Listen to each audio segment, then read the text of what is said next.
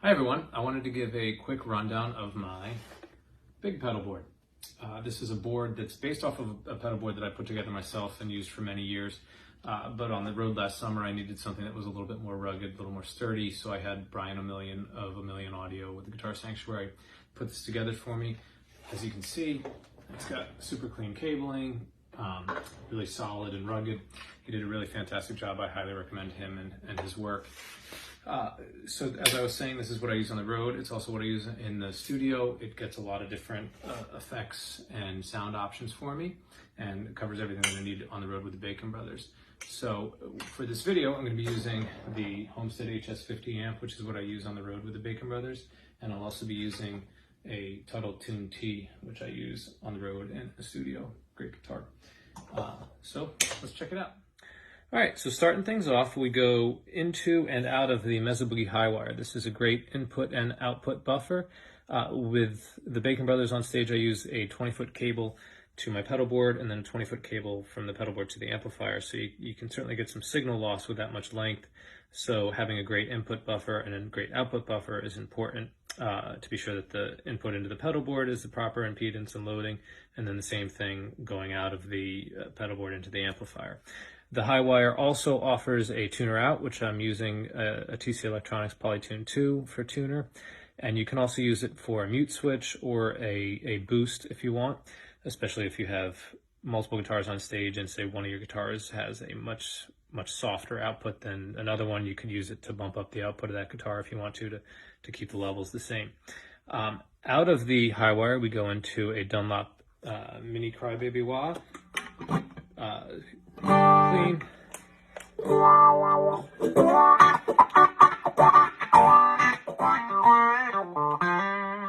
You know, it's small, but you get used to it. Sounds great. Sounds like a wah-wah pedal, perfect for all my wah needs on stage or in the studio.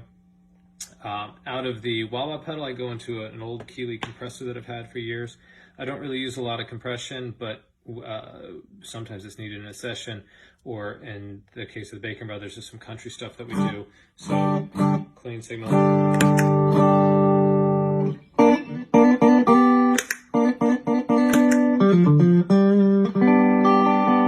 Really subtle. It's almost more like a feel thing for me than anything else. After the Kiwi Compressor, I go into a Vertex Boost. This is an awesome pedal that just does a straight clean boost. So for a lot of those country tunes where this is my regular volume, I will step on the boost significantly louder. So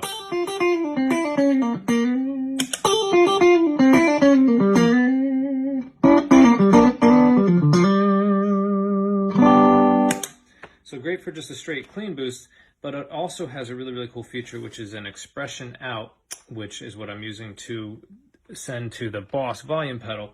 And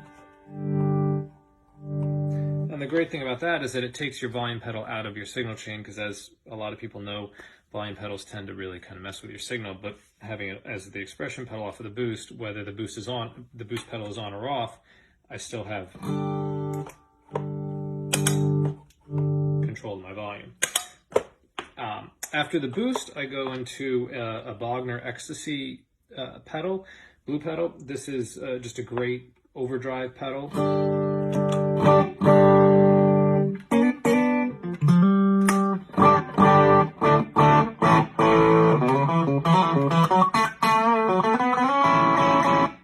It's not a massive amount of gain, but that's kind of what I prefer. And then on top of having the overdrive section, it has a boost section with its own volume control and gain control. So for solos, I have this.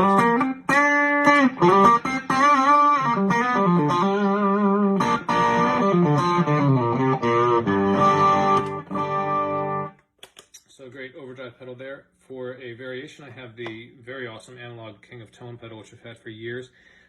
Set up, this is a little bit dirtier of a pedal, or set up dirtier than the Ecstasy.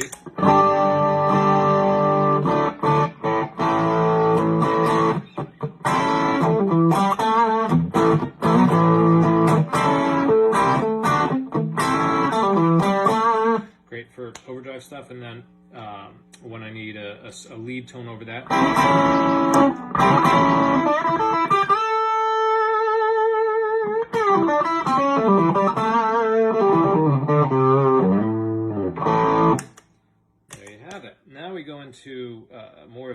effecty modulation stuff using the Strymon Mobius, which is a fantastic pedal as well.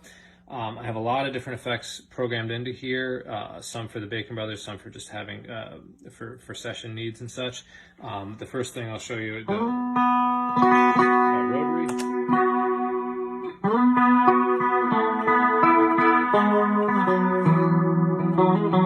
And then a subtle chorus.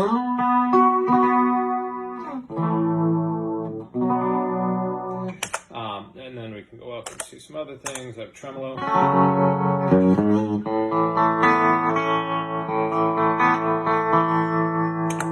put another chorus there, more tremolo, we'll get a ring modulator.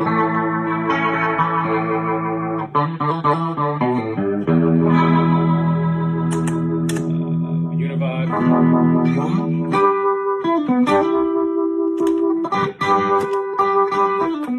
And then a plane, so I've got a auto wah here. So it really covers all of my modulation needs in a very nice way. Then out of that, I go into a Strymon timeline, covers all of my delay needs. Got a slap.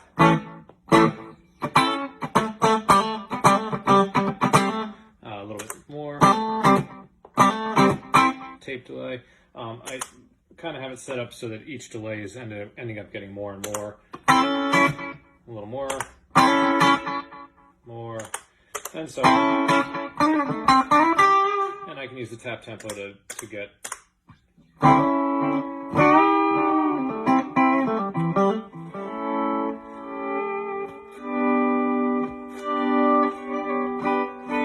Get more and more crazy with the delays if needs, huge delay, and so on and so forth.